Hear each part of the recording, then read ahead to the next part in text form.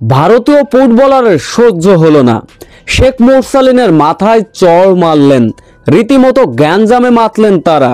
রাকিব মাঝমাঠ থেকে 7-8 জনকে বোকা বানিয়ে দুর্দান্ত অ্যাসিস্ট, সেইখান থেকে অবশ্য দুর্দান্ত গোল করলেন শেখ মুরসালিন। সেটাই কি সহ্য হলো না ভারতীয়দের, যার ফলে শেখ মুরসালিনের মাথায় চড় মারলেন? ঠিক কি এমন ঘটেছিল তখন?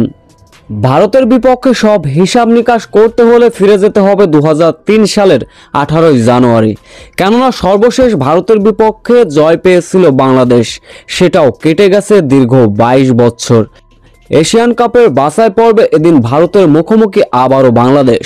জয়ের ধারায় কি ফিরতে পারবে টাইগাররা? এমন সমীকরণে চলে আক্রমণ আর পাল্টা আক্রমণ।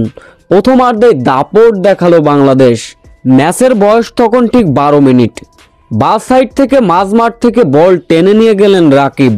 অসাধারণ বুদ্ধিমত্তা, মাটির সঙ্গে নিজেকে মেলে দিলেন রাকিব। সেখান থেকে দুর্দান্ত অ্যাসিস্টে বল ধরলেন শেখ মুরসালিন। ভারতীয় গোলকিপারকে বোকা বানিয়ে তার পিছন থেকে গোল করে দিলেন শেখ মুরসালিন, যার ফলে প্রথমার্ধেই লিডে এগিয়ে যায় বাংলাদেশ। ভারতের বিপক্ষে এমন দাপটীয় জয়, শেখ মুরসালিনের এমন গোল, যা ছিল সত্যি অসাধারণ দেখার মতো। ম্যাচের বয়স তখন ঠিক 32 মিনিট। তপু বর্মনের সঙ্গে ঠেলাঠেলিতে মেতে উঠলেন ভারতীয় ফুটবলাররা। সেইখান থেকে ভারতীয় 6 নম্বর জার্সি পরিহিত খেলোয়াড় শেখ মুরসালিনের মাথায় চড় মারলেন তর্ক বিতর্কের ফলে।